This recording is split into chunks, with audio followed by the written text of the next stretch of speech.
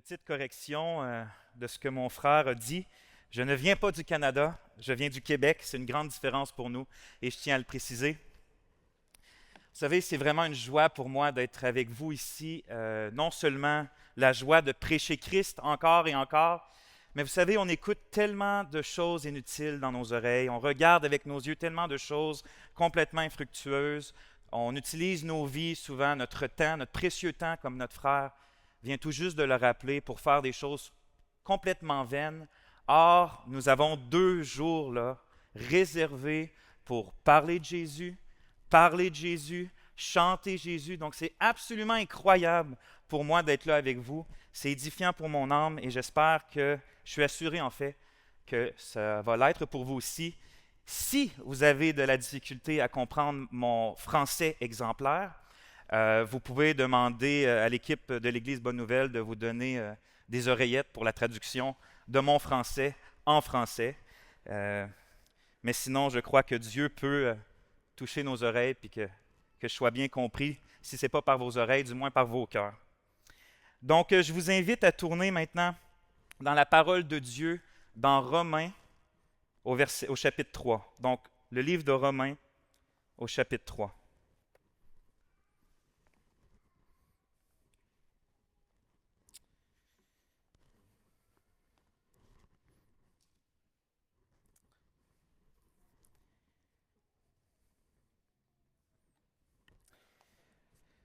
On va lire ensemble, je vais vous lire en fait les versets 9 et on va lire jusqu'au verset 20. Et je commence à lire la parole de Dieu. Quoi donc? Sommes-nous supérieurs?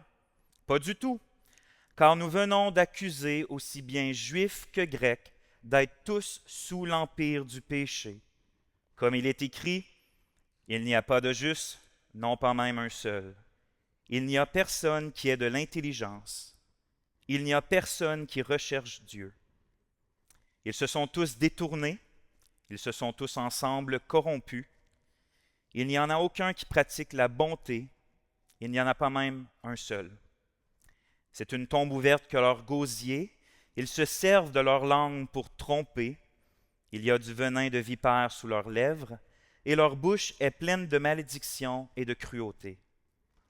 Leurs pieds sont rapides pour verser le sang, la destruction et le malheur sont dans leur chemin, et ils n'ont pas connu le chemin de la paix. Il n'y a pas de crainte de Dieu devant leurs yeux. Or, nous savons que tout ce que dit la loi, elle le déclare à ceux qui sont sous la loi, afin que toute bouche soit fermée et que tout le monde soit coupable devant Dieu. C'est pourquoi personne ne sera justifié devant lui par des œuvres de loi, car par la loi est la connaissance du péché. Amen.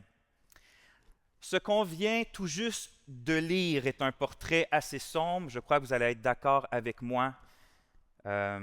Péché, corruption, noirceur, violence, destruction, culpabilité. Disons que ce n'est pas les versets habituels qu'on va choisir si on veut méditer pour s'édifier habituellement. J'ai rarement vu, vous savez, lorsque vous voulez peut-être offrir une tasse de café chrétienne à votre ami ou un calendrier chrétien ou nous au Québec on dit un gilet, mais un t-shirt chrétien. C'est rare que c'est Romains 3, 9 à 20 que vous allez écrire dessus comme cadeau. Le monde qui nous entoure ne va-t-il pas assez mal comme ça? Pourquoi se concentrer sur le négatif et pas tourner les yeux vers le positif? Pourquoi pas même, au lieu de se concentrer sur les versets 9 à 20, pourquoi pas simplement aller un petit peu plus loin? Puis se concentrer au verset 21 en fait, l'entièreté du restant du chapitre 3, où c'est le cœur même de l'Évangile. Hein. C'est, le reste des versets, c'est là qu'on voit un Dieu juste qui peut justifier des pécheurs tout en demeurant juste à cause de la vie parfaite de Jésus qui était offerte justement en pour nous. Donc pourquoi pas se concentrer sur les perfections, les sublimités qui se trouvent dans le reste du chapitre? Pourquoi pas se concentrer là et plutôt aller vers le portrait sombre qu'on vient de lire? Pourquoi méditer la noirceur de la condition humaine, alors que nous pourrions ensemble aujourd'hui méditer la lumière de la justification par la foi en Jésus? J'ai une question pour vous aussi. Quel est le meilleur moment pour admirer la gloire des étoiles dans le ciel? Elles sont présentes en ce moment, mais on ne les voit pas. Quel est le meilleur moment? Le meilleur moment n'est-il pas lorsque le ciel est d'un noir sombre, d'un noir encre, n'est-ce pas? À ce moment-là précis, lorsque le fond du ciel est complètement noir, ou qu'on voit avec le plus de majesté voir la gloire des étoiles, voir l'éclat des étoiles. C'est lorsque le portrait est sombre qu'on voit briller la lumière.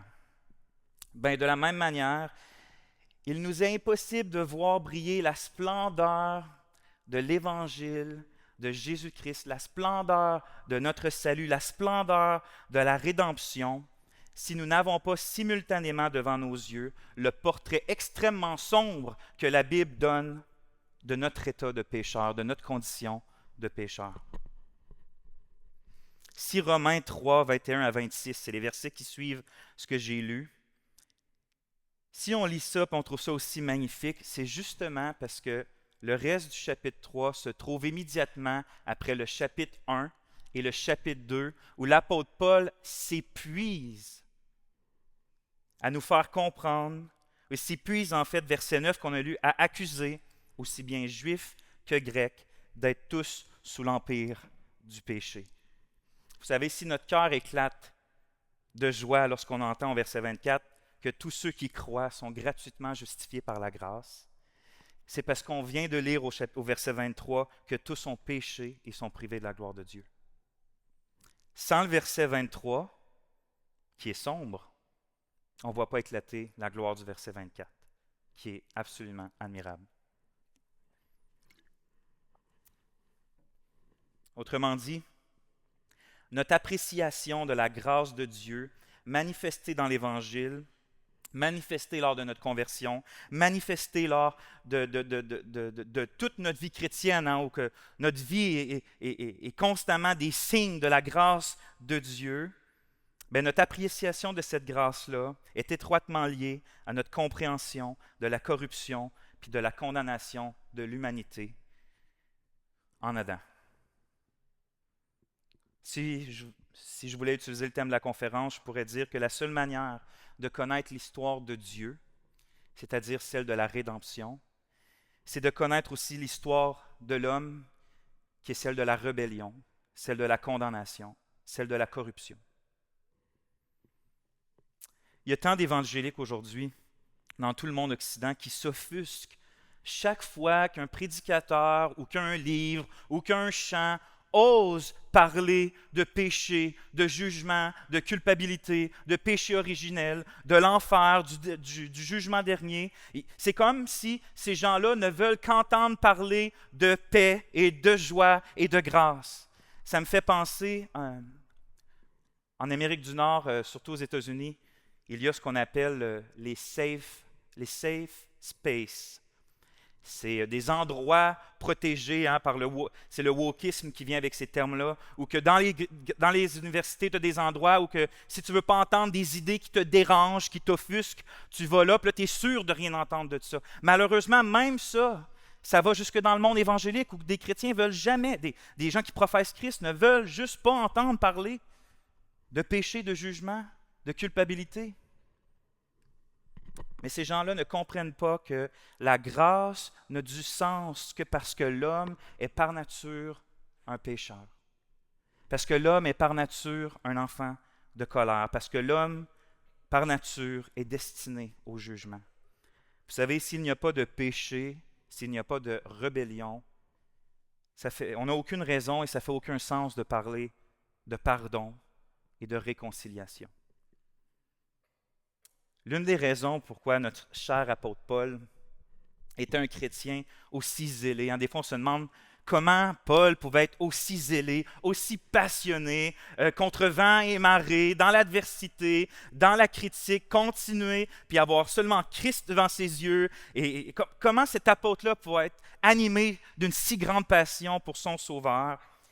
Ben, c'est simple, c'est parce qu'il savait, puis je vous lis 1 Timothée 1:2, il savait que Jésus-Christ est venu dans le monde pour sauver les pécheurs dont lui-même se considérait le premier.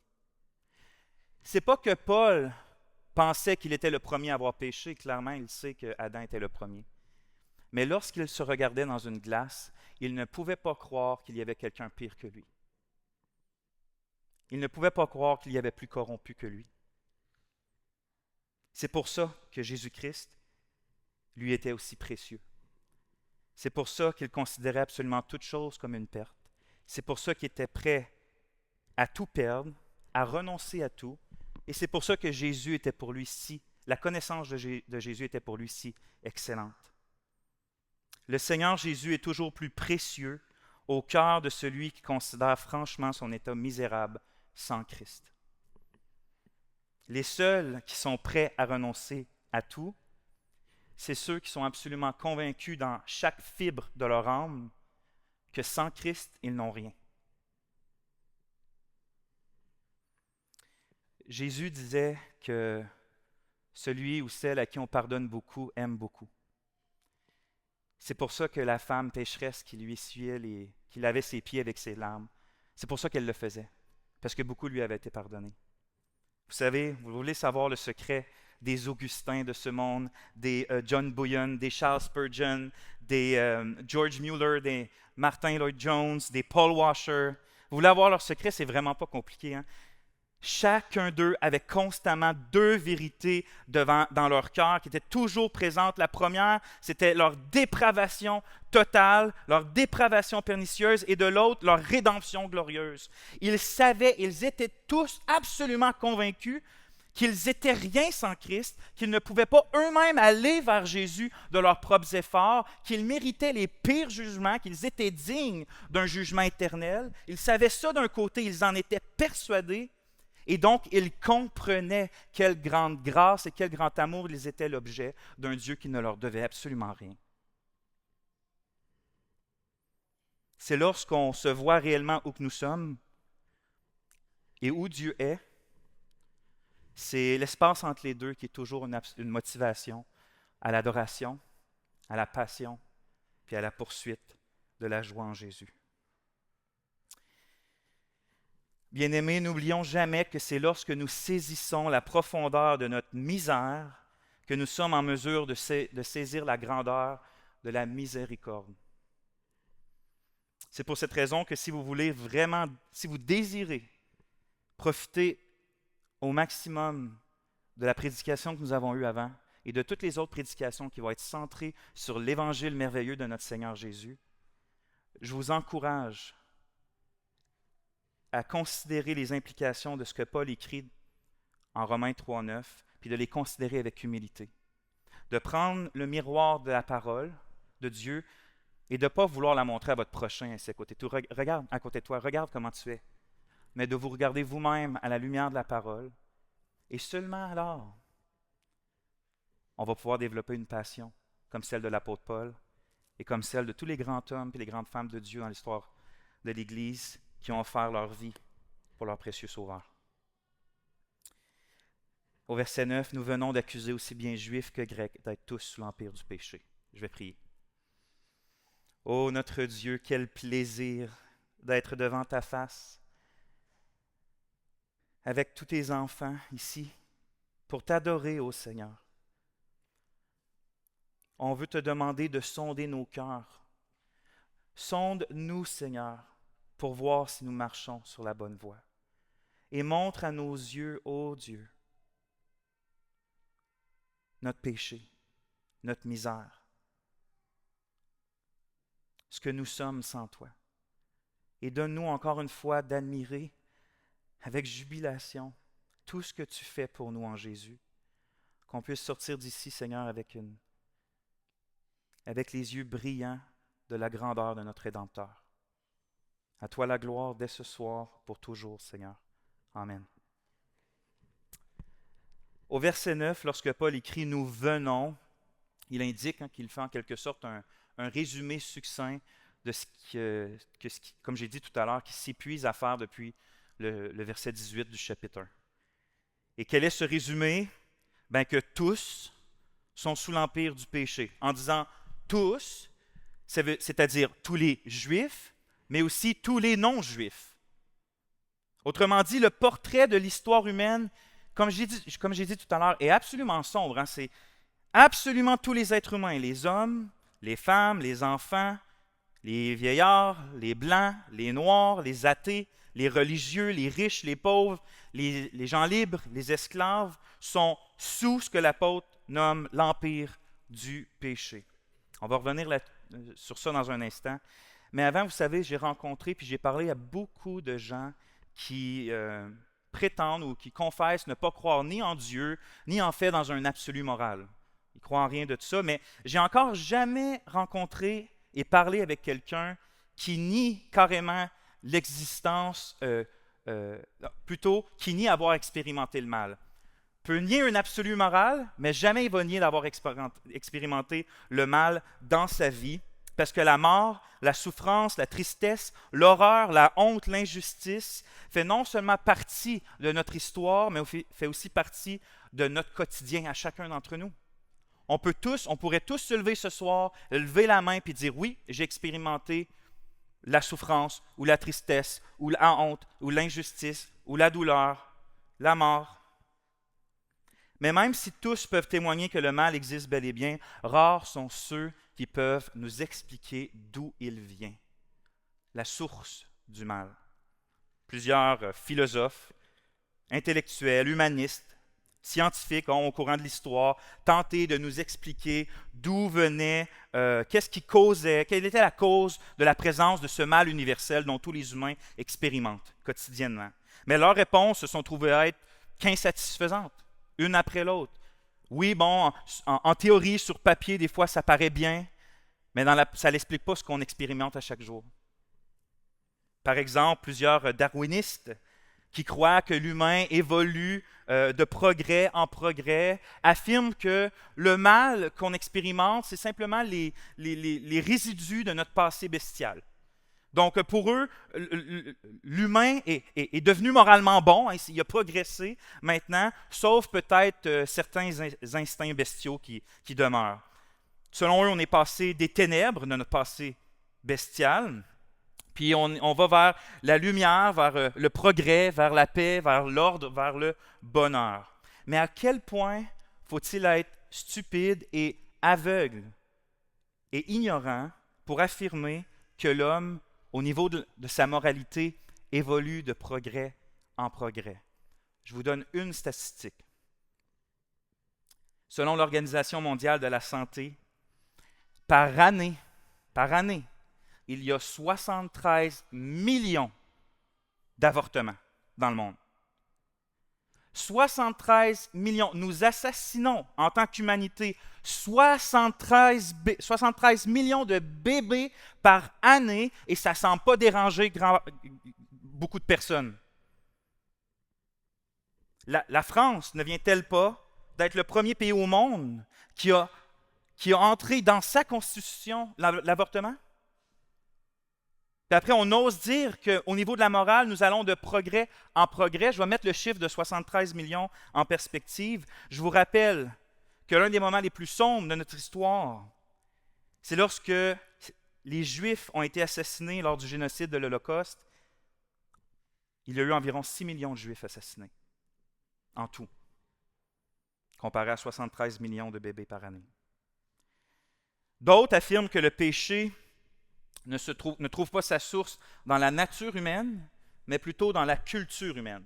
Donc non dans la nature, mais dans la culture. Par exemple, Sénèque le philosophe, qui vivait au 1er siècle, affirme, et je le cite, « Vous vous trompez si vous pensez que les vices sont innés en nous. Non, ils viennent à nous. Ils nous sont imposés. » Selon lui, le péché, ce n'est pas le mauvais fruit de notre mauvaise nature, mais c'est simplement le mauvais fruit d'une mauvaise culture, de ceux qui nous entourent, des pensées qui nous entourent. Pélage, le moine qui a été condamné comme hérétique et qui vivait au 4e et 5e siècle, a suivi son exemple en quelque sorte, puis lui aussi affirmait que le mal ne se transmettait pas par génération, mais seulement par imitation.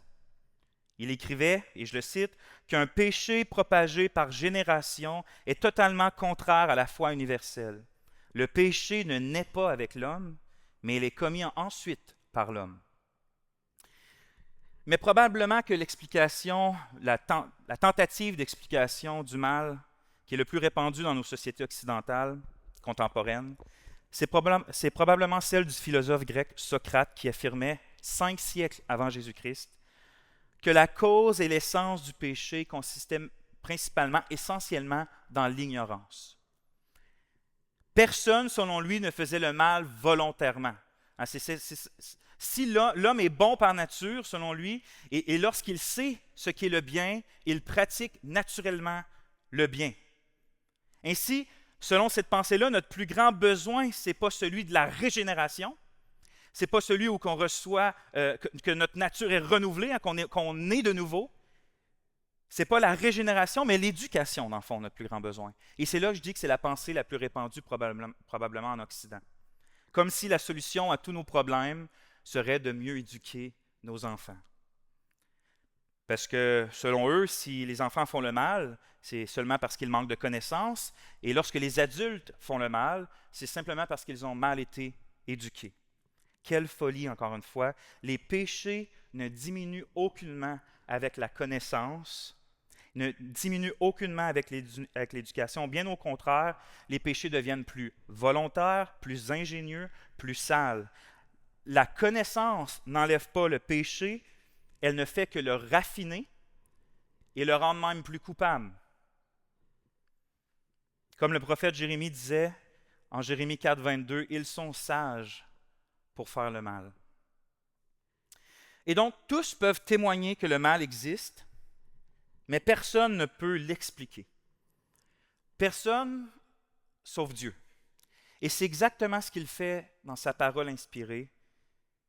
Paul affirme que la cause du péché qui nous environne ne se trouve ni dans un passé animal, ni dans une simple imitation, ni dans un manque d'éducation, mais il écrit au verset 9 que tous sont sous l'emprise du péché.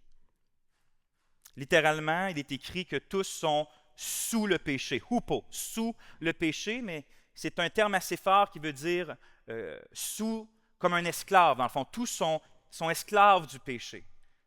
Tous sont soumis au péché.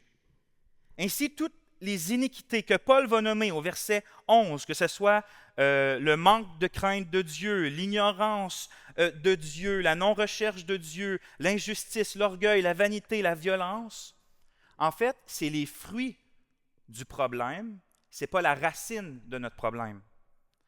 Parce que la racine de la misère humaine, ce n'est pas que nous commettons des péchés, c'est que nous sommes tous, absolument tous, profondément, essentiellement esclaves du péché.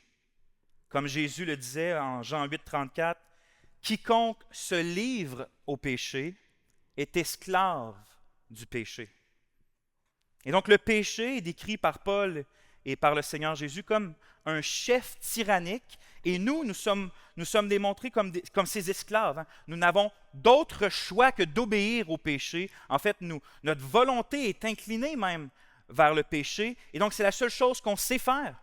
C'est la seule chose qu'on peut faire. Nous sommes esclaves du péché. Autrement dit, les êtres humains font le mal parce que les êtres humains sont sous la domination complète du péché. Il faut comprendre que si le mal règne autant à l'extérieur de nous, c'est parce que le mal règne d'abord à l'intérieur de chacun de nous.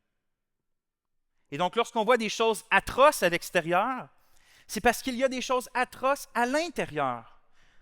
Notre Seigneur Jésus disait en Marc 7, verset 21, « C'est du dedans, c'est du cœur des hommes que sortent les mauvaises pensées, les adultères, les débauches, les meurtres, les vols, les cupidités, les méchancetés, la fraude, le dérèglement, le regard envieux, la calomnie, l'orgueil, la folie.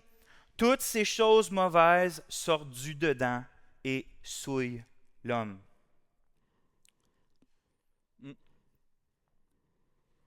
Lorsque nous sommes confrontés à la guerre, au meurtre, à toutes les autres terreurs, en tant qu'humains, nous avons la tendance pernicieuse et orgueilleuse de lever les mains en haut puis de dire à Dieu, c'est de ta faute.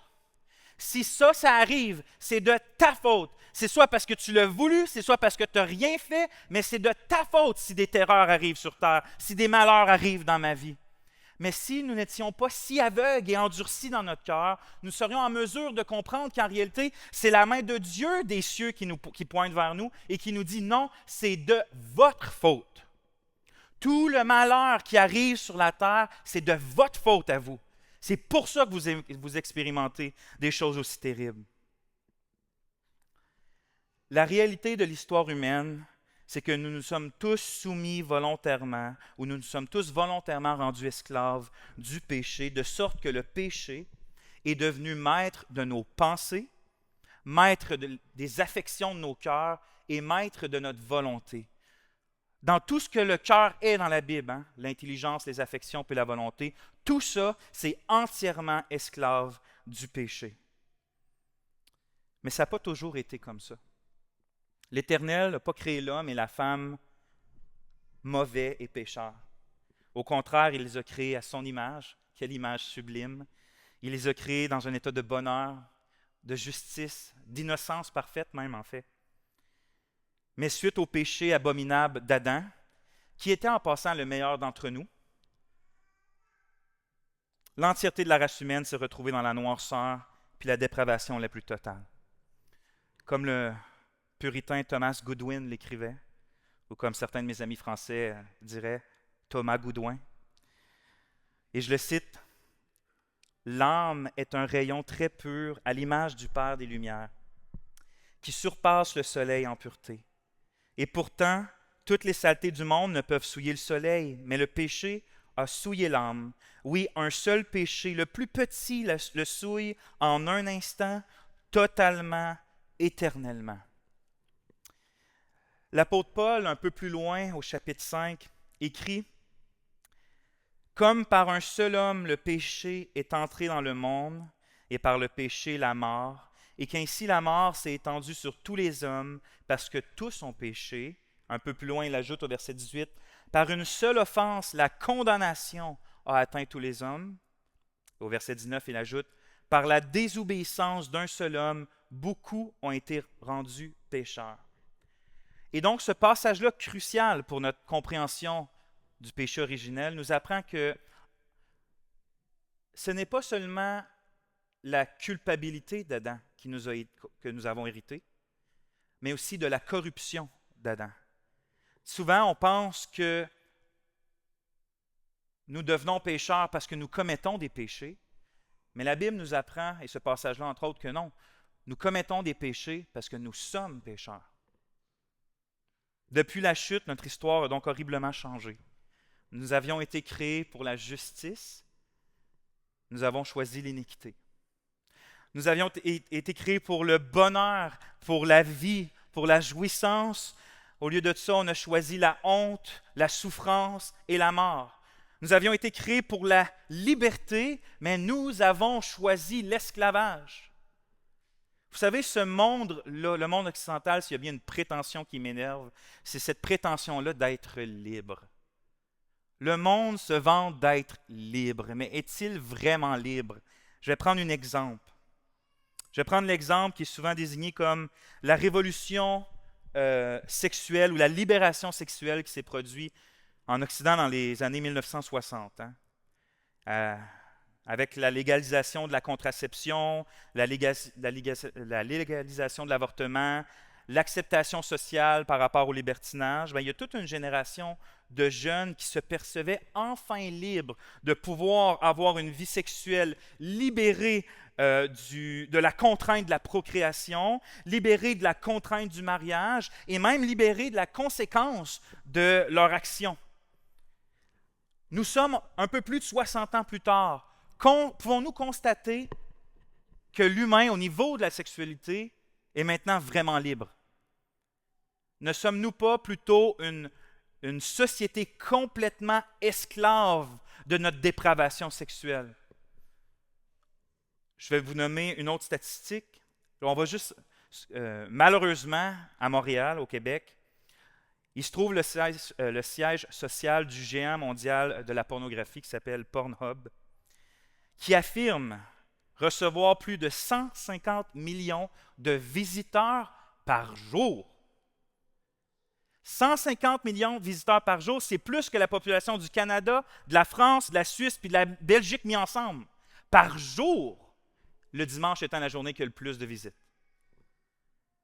Et donc, si la révolution sexuelle a été une émancipation, elle n'a été qu'une plus grande émancipation du pécheur vis-à-vis de Dieu, une tentative d'émancipation et par conséquent d'un asservissement encore plus profond au péché.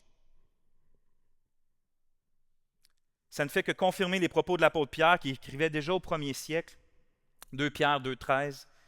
Ils promettent la liberté car ils sont eux-mêmes esclaves de la corruption, car chacun est esclave de ce qui a triomphé de lui.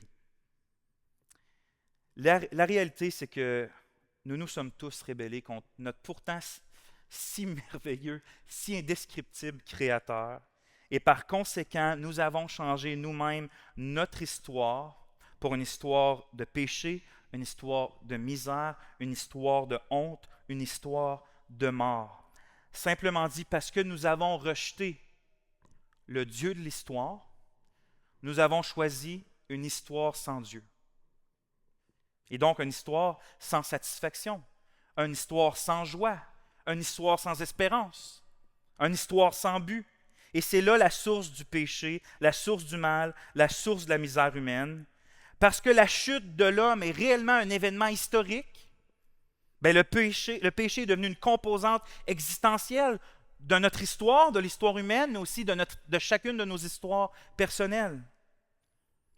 Il est donc impossible de se comprendre soi-même, de comprendre le monde qui nous entoure, ni de comprendre le besoin absolument essentiel d'un sauveur qui est puissant, qui est gracieux, qui est miraculeux, si on ne comprend pas d'abord que tous sont sous l'empire du péché. Alors l'apôtre démontre les ravages de ce constat-là en citant plusieurs passages de l'Ancien Testament. Nous serions sages de faire comme lui, qui dit au verset 9, « Comme il est écrit », l'apôtre Paul ne défend pas la doctrine de la dépravation totale puis de la culpabilité par son expérience, par l'histoire, par la psychologie, par la sociologie. Il la défend par les Écritures. Puis on serait sage de faire la même chose. Alors, il va nommer quelques effets dévastateurs de notre asservissement au péché à partir du verset 11. Et je vais en nommer quelques-uns. Par exemple, il commence puis il dit « Il n'y a pas de juste. Non, pas même un seul. Il n'y a pas de juste, non, pas même un seul. » Je vous avoue que les légalistes, les moralistes et ceux qui aiment prétendre qu'ils sont de bonnes personnes, ben, ils n'apprécient pas trop ce verset-là. Je comprends qu'il existe des méchants, je comprends qu'il y a des gens affreux, mais moi, je ne suis quand même pas si pire que ça. Je ne suis pas le pire d'entre eux. Et donc, je ne suis peut-être pas parfait, mais je suis quand même une bonne personne. Mais c'est facile de mesurer notre justice lorsque notre mesure est horizontale. C'est facile parce que nous avons juste à placer à l'extrême par là-bas, on va dire Hitler et Staline, puis tout d'un coup, je ne deviens pas si pire que ça. Je suis moins pire qu'eux, donc je suis plus juste qu'eux. Donc, à quelque part, je suis un peu juste, ou moyennement juste. Mais lorsque l'Écriture affirme qu'il n'y a pas même un seul juste, elle parle selon la mesure de Dieu, selon le regard du Dieu saint, du Dieu parfait, du Dieu qui ne regarde pas l'iniquité, du Dieu qui ne prend aucun plaisir au mal. Donc, c'est d'un point de vue vertical, du point de vue de Dieu et de sa loi parfaite. Parce qu'il est possible que je mente moins que mon voisin, mais Dieu, lui, ne ment jamais. Pour le Seigneur, donc, tout ce qui n'est pas parfait est considéré comme souillé. Par le prophète Ésaïe, 64, verset 5, il nous dit « Nous sommes tous comme des impurs et toute notre justice est comme un vêtement souillé. » De plus, Dieu, il ne regarde pas à ce qui frappe les yeux comme nous. Nous, on voit quelqu'un aider une mamie traverser la rue, puis on dit « Quelle bonne personne !» Mais Dieu, lui, regarde au cœur. Ainsi, peut-être que toi, tu te crois juste parce que, disons, j'ai jamais été infidèle à ma femme. Donc, je suis un bon mari. Je suis une bonne personne. Mais le Seigneur Jésus nous apprend que quiconque regarde une femme pour la convoiter a déjà commis un adultère avec elle dans son cœur. Qui pourrait ici lever la main et dire, moi, ça ne m'est jamais arrivé? Si c'est ton cas, je t'invite à baisser la main rapidement, parce que tous, on apprendrait que tu serais menteur. Si donc tu trouves de la confiance dans le fait que toi, tu pratiques extérieurement, avec passion, ta religion, tu ferais bien de prendre à cœur les paroles suivantes de notre Seigneur Jésus qui dit en Matthieu 23, au verset 27, « Malheur à vous, scribes et pharisiens hypocrites, parce que vous ressemblez à des sépulcres blanchis qui paraissent beaux au dehors et qui au-dedans sont pleins d'ossements de mort et de toute espèce d'impureté. Vous de même, au dehors, vous paraissez justes aux hommes, mais au-dedans, vous êtes pleins d'hypocrisie et d'iniquité. » Donc, il n'y a point un juste, pas même un seul. Ensuite, il n'y a personne qui ait de l'intelligence. Il n'y a personne qui recherche Dieu.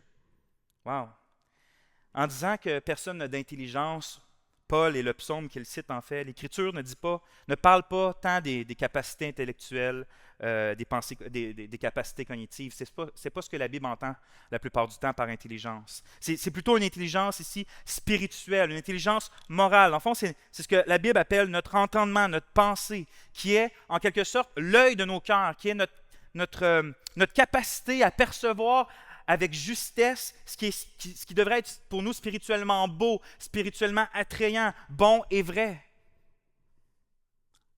En Romains 1,21, Paul écrivait que les hommes se sont égarés dans leurs pensées et leur cœur sans intelligence a été plongé dans les ténèbres. Et donc, depuis la chute, tous les êtres humains, mais absolument tous les êtres humains, sont spirituellement aveugles. Ils ne sont plus en mesure de percevoir la beauté de Dieu.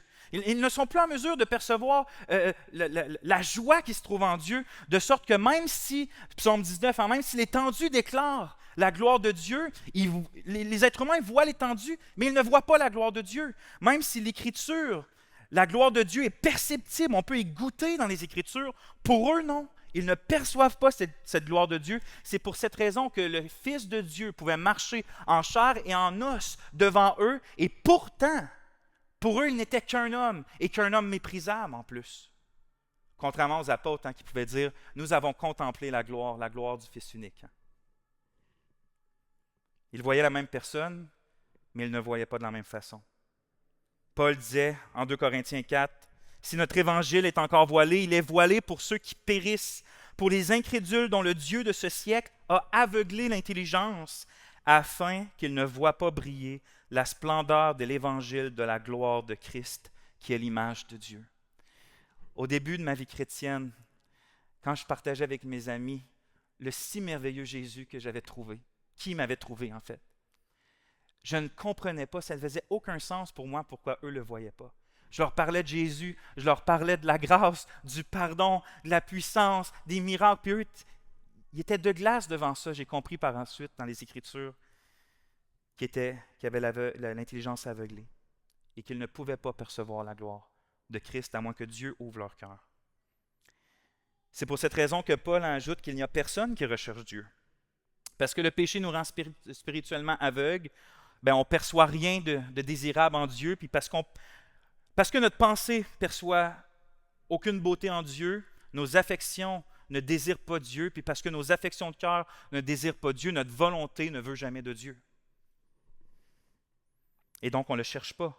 L'humain préfère rechercher le plaisir charnel plus que Dieu. Il trouve repoussant l'idée d'un Dieu qui est maître sur l'histoire, maître sur sa vie et à qui il doit rendre des comptes. Si l'homme le pouvait, il ferait mourir Dieu. Si l'homme pouvait sortir Dieu du paradis, tout le monde voudrait aller au paradis. Et des fois, on se demande pourquoi dans certains milieux où que l'Évangile est mal prêché, pourquoi c'est si populaire? C'est justement parce qu'ils ont enlevé Dieu, ils ont enlevé Christ, le vrai Christ de l'Évangile. Alors, tout le monde veut d'un Évangile qui n'a pas Christ dedans. Quelqu'un dira, mais Pasteur Vincent, il y a un nombre innombrable de personnes dans le monde. En fait, il y a même plus de religieux dans le monde que de gens qui ne croient pas en Dieu. Il y a toutes sortes de personnes qui cherchent Dieu. Comment la Bible peut-elle affirmer que personne ne cherche Dieu? Or, c'est fort simple de répondre à cette question-là. Tout simplement parce que personne ne recherche le seul vrai Dieu et que personne ne recherche le seul vrai Dieu en esprit et en vérité. Oui, il y a toutes sortes de personnes qui recherchent des faux dieux, des idoles selon leur image, des démons qui prennent la forme de Dieu. Ça, la terre est remplie de faux adorateurs, d'idolâtres qui recherchent des dieux, mais pas le seul vrai Dieu. Et même dans le monde évangélique, même peut-être ce soir, il y a des gens qui pensent être en train de rechercher Jésus, mais ce n'est pas Jésus qu'ils recherchent. C'est quelqu'un qui prétend être Jésus, mais ce n'est pas le vrai Jésus. Alors, ce n'est pas parce qu'on appelle quelqu'un Jésus qu'il est réellement celui qui s'est révélé dans les Écritures. Un Jésus à leur image, selon leur propre conception. Donc, c'est vrai, personne ne cherche Dieu, sauf quand Dieu les attire à son Fils. Ils se sont tous détournés, Paul ajoute, et même ils se sont tous ensemble corrompus. Au lieu de suivre les bonnes voies du Seigneur dans lesquelles nous trouvions abondance, délices pour nos âmes, chacun a suivi ses propres voies. C'est dans la nature même du péché que de faire le contraire de Dieu. Et donc l'entièreté de la race humaine s'est détournée de la fontaine de vie pour faire ce qui semble à leurs propres yeux. Ils se sont détournés de la seule source d'eau vive pour se creuser des puits crevassés qui ne retiennent pas l'eau. Or, Paul vient juste d'affirmer que le pécheur est dépourvu d'intelligence spirituelle. Et donc, pour quoi espérer de ses choix, de ses directions? Est-ce que tu crois, où que tu crois que ta supposée autonomie va t'emmener? Ah, moi, je suis maître de ma propre vie. Je n'ai pas besoin de Dieu. Si tu es aveugle spirituel, est-ce que tu ferais confiance à un aveugle pour te montrer le bon chemin à suivre? Or, tu es aveugle sans Christ. Comment donc peux-tu croire que tu es en mesure de te diriger toi-même? Le Proverbe 14, 12 écrit « Telle voie paraît droite à un homme, mais son issue, c'est la voie de la mort. » Et donc, tous les êtres humains se sont détournés de Dieu, et c'est pour ça que tous les êtres humains sont perdus, assoiffés, affamés. Et non seulement ils se sont détournés, mais ils se sont tous ensemble corrompus. Corrompus. Adam et Ève pourquoi ils ont été tentés par le péché? C'est parce qu'ils ont cru le mensonge de Satan qui leur promettait que s'ils désobéissaient à Dieu, ils allaient devenir plus en quelque sorte. Ils allaient recevoir quelque chose de meilleur que ce qu'ils avaient maintenant. Ils allaient devenir comme des dieux, comme Dieu. Or, c'est exactement le contraire qui s'est produit à eux et à toute l'humanité après eux. Le mot traduit par corrompu, littéralement, veut dire bon à rien. C'est un mot qui est utilisé pour le lait, le lait qui a tourné et qu'on ne peut plus utiliser. Et donc, l'humanité sans Dieu est bonne à rien. C'est absolument épeurant de constater qu'au début, Dieu, lorsqu'il regardait sa création, l'homme et la femme, il pouvait dire « c'est très bon ». Et qu'après la chute, Paul peut dire que c'est bon à rien. Ça, c'est un coup d'épée dans la pensée positive du monde contemporain, de l'estime de soi. Nous avions été faits afin d'aimer Dieu, afin d'aimer notre prochain. Nous avions été faits afin de peupler la terre d'adorateurs et de justes. C'était ça notre histoire. C'était supposé être ça notre histoire, mais au lieu de ça, nous sommes devenus tous des gens qui détestent Dieu, qui détestent notre prochain, puis qu'au lieu d'engendrer des adorateurs du Dieu vivant, nous engendrons des idolâtres. Verset 12, il n'y en a aucun qui pratique la bonté, il n'y en a pas même un seul. L'emprise du péché sur le cœur humain est si totale que laissé à lui-même, l'être humain est absolument incapable de pratiquer le moindre vrai bien. Ça ne veut pas dire qu'il n'y a personne qui fait du bien. Il y a même beaucoup de personnes qui sont peut-être les plus grands, ceux qui rejettent le plus Dieu font quand même beaucoup de bien naturel, on peut dire. Mais même ceux qui font du bien alors qu'ils n'ont pas Dieu, ils font du bien seulement par la grâce commune de Dieu. Les Écritures enseignent que Dieu, dans sa bonté envers toute la création, non seulement freine les effets du péché, nous ne sommes pas aussi mauvais que nous pourrions l'être, mais Dieu aussi, d'une quelque façon, influence l'homme afin qu'il accomplisse encore des choses bonnes qui servent les plans de Dieu. Autrement dit, il n'y a de bon que Dieu seul, et Jacques 1,17, toute grâce excellente et tout don parfait descendent d'en haut, du Père des Lumières. Donc, toute bonne chose. Il n'y a aucun homme et aucune femme qui ont rejeté Dieu, qui pourront, au moment du jugement, dire « Oui, mais j'ai fait ça de bien, et j'ai fait ça de bien. » La seule réponse de Dieu, ça va être « Oui, mais c'est moi qui l'ai fait ça, malgré au travers de toi. » Il n'y a aucun bien que nous faisons qui vient de notre propre fond. C'est toujours de Dieu. L'humanité sans Dieu est incapable de faire du bien spirituel, du bien par la foi, du bien pour la gloire de Dieu. Et si elle fait encore du bien, c'est seulement par la grâce commune de celui qui agit en tous. Tu te dis peut-être, ben moi je ne suis pas aussi corrompu, puis je fais beaucoup de bien. OK, donne-moi ton cellulaire à l'instant, puis on va regarder ensemble ton historique. Or, tu me dis, pas de problème. Alors, on va regarder si tu effaces souvent ton historique. Tu me dis, pas de problème. D'accord. Si on pouvait invoquer les anges qui voient dans le secret ce que tu fais, est-ce que tu serais prêt à venir ici puis entendre ce qu'ils ont à dire? Tu dis, pas de problème, je ne fais rien en secret de répréhensible. D'accord. Si on pouvait inviter ensemble, invoquer notre Seigneur, notre Dieu, qui voit les cœurs, qui voit ce que les gens font dans leur cœur, et qu'on pourrait ici l'entendre nous décrire absolument toutes les pensées que tu as concernant, on va se limiter même aux gens les plus près de toi. Est-ce que tu serais prêt à venir en avant puis à nous laisser entendre ça? Non. Pourquoi? Parce que tu aurais honte. Pourquoi? Parce que tu as une conscience puis que tu sais que dans ton cœur, ce n'est pas des choses dignes d'être vues, des choses dignes d'être entendues.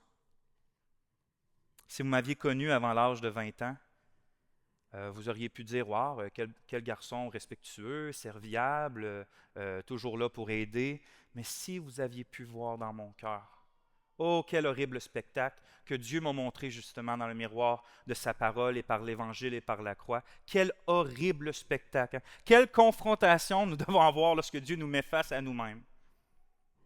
C'est la dépression ou c'est la rédemption qu'on choisit. Voici donc ce que Dieu révèle sur ce que nous sommes devenus en nous rebellant contre lui. Nous sommes des égarés, nous sommes des aveugles, nous sommes corrompus au point de ne plus être en mesure de faire du bien, de pratiquer la justice ou même de chercher Dieu. De plus, nos cœurs sont devenus des usines à fabriquer des idoles et à inventer toutes sortes de nouvelles manières d'exercer du mal puis d'assouvir nos penchants charnels. Puis il est facile de jeter la faute sur les autres lorsque ça va mal dans le monde, mais c'est à cause de chacun d'entre nous. Nous faisons tous individuellement partie de l'histoire humaine sans Dieu et nous contribuons tous à la faire perdurer à notre manière. Et devant un portrait aussi sombre, un portrait aussi désastreux, aussi accablant, qu'est-ce que nous dirons?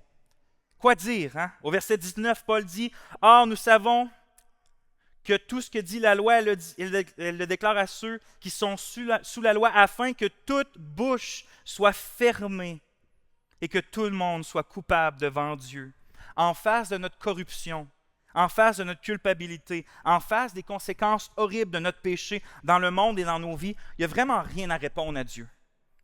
Il n'y a rien à répondre à Dieu. Comme Job, la chose la plus sage à dire ou à faire, après que Dieu s'est montré à Job en chapitre 39, verset 37, « Voici, je suis trop peu de choses, que te répliquerai-je? Je mets la main sur ma bouche. » La seule réponse à avoir devant le constat que Dieu fait de nous.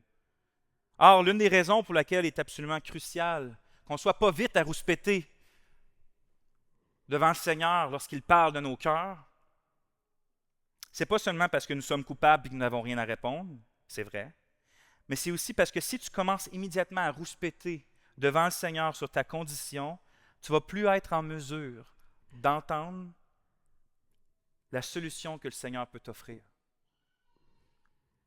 Tu ne seras plus en mesure d'entendre le moyen par lequel Dieu veut te sauver. Peut-être vous connaissez quelqu'un dans votre entourage, il y a toujours au moins une personne dans l'entourage de quelqu'un qui a tellement peur que le médecin lui annonce, exemple, qu'il a le cancer, qu'il repousse constamment le compte-rendu de son examen. Il craint tellement une mauvaise nouvelle qu'il repousse obstinément de retourner au cabinet du médecin. Bien, s'il n'est pas facile d'entendre la révélation que nous avons un grave cancer, par exemple, si nous fuyons, on fuit aussi la possibilité d'être soigné peut-être. En fait, si nous fuyons lorsque nous entendons de mauvaises nouvelles, nous assurons notre perte. Ainsi, la question qui doit... En fait, si tu refuses d'entendre le constat de ta dépravation puis de la condamnation que tu mérites sans Jésus, ben, tu te prives toi-même d'entendre la rédemption que Dieu t'offre. La question qui doit nécessairement être dans ton cœur à la lumière du portrait que Dieu fait de toi et de moi, c'est de savoir de quelle manière tu peux changer ton histoire. Si ton histoire, c'est celle qu'on a décrite, existe une manière de changer ton histoire. Or, tu ne peux pas la changer toi-même, ton cœur pécheur. Tu ne peux pas faire de bonnes actions pour être accepté de Dieu. Tu ne peux pas effacer tes péchés. Autrement dit, tu ne peux pas changer ton histoire toi-même. Là, tu me dis, mais c'est encore plus sombre ce que tu m'annonces là. Oui. Mais il faut comprendre il faut savoir que même si l'homme a rejeté l'histoire, a rejeté le Dieu de l'histoire pour écrire sa propre histoire sans lui, le Seigneur, lui, n'a pas abandonné l'homme pour autant. En fait, l'Éternel a écrit sa propre histoire humaine dans le Christ Jésus. Il est venu vivre la vie parfaite qu'on était incapable de vivre. Il est venu mourir notre mort. Il a bu notre jugement, comme notre frère nous l'a rappelé. Puis il est venu pour nous transporter justement du royaume des ténèbres à son admirable lumière. Il y a donc deux histoires humaines. Hein. Il y a celle d'Adam et il y a celle de Christ, du deuxième Adam. Il y a l'histoire de la chute, puis il y a l'histoire de la rédemption. Il y a l'histoire où l'homme rejette Dieu, puis il y a l'histoire où Dieu se réconcilie avec l'homme. Et toi, dans le fond, est-ce que tu désires faire partie de l'histoire que Dieu est en train d'écrire en son Fils Jésus? Est-ce que tu veux être pardonné d'absolument tous tes péchés? Plus une seule goutte de colère contre toi, plus une seule facette de culpabilité sur ton âme. Est-ce que tu désires être couvert de la justice impeccable de notre Seigneur Jésus, de sorte que lorsque Dieu te regarde, il voit la beauté de son Fils? Est-ce que tu désires recevoir la vie éternelle, avoir le cœur libéré de l'esclavage du péché, être de jour en jour renouvelé à l'image de Jésus?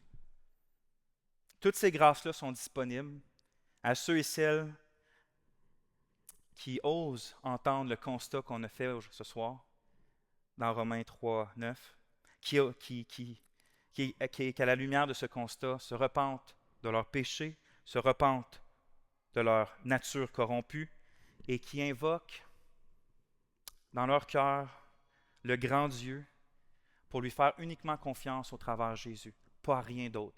Pas dans tes œuvres, pas dans ta vie, pas dans Jésus et autre chose, pas dans ton pasteur, dans l'Église, dans ta religion, mais en Jésus. Seulement Jésus. Si donc tu meurs ce soir, et comme notre frère nous l'a rappelé, ça peut arriver, qu'est-ce que tu vas présenter devant Dieu? Est-ce que tu vas lui présenter dans ta main ton cœur? On a vu qu'il est corrompu jusque dans ses moindres fibres. Est-ce que tu vas lui présenter tes œuvres? Elles sont toutes souillées à ses yeux. Qu'est-ce que tu vas lui présenter? Moi, je vais te dire un secret. Je vais te dire ce que moi, je vais lui présenter. Je vais lui présenter une main vide. Vide parce qu'elle va s'accrocher uniquement à son Fils Jésus. C'est Christ que je vais lui présenter. Je vais dire, accepte-moi à cause de Jésus, ton Fils. Laisse-moi entrer à cause de Jésus, ton Fils. Rien dans mes mains j'apporte, seulement à la croix, je m'accroche. Je t'exhorte à faire la même chose. On va prier. Ô notre Dieu, que ta grâce que tu as promis soit sur nous tous, en abondance, pour nous remplir de ton esprit, illuminer nos cœurs et nous faire voir la beauté de notre magnifique Jésus. Pardonne-nous, ô Seigneur, lorsque nous nous confions dans nos œuvres, dans ce que nous faisons ou ne faisons pas. C'est simplement à ton Fils Jésus que nous voulons nous accrocher maintenant. Ô Père, s'il y a quelqu'un ce soir qui n'est pas sauvé, attire-le à ton Fils Jésus. Attire-le de manière irrésistible et convertis son cœur et fais-lui goûter à la joie de ton salut. Et à nous tous, Seigneur, qui t'appartenons, fais-nous goûter comme fraîchement la joie de notre salut, qu'on puisse nous aussi jamais oublier d'où que nous sommes tombés. À toi la gloire pour toujours, Père, en Jésus. Amen. Soyez bénis.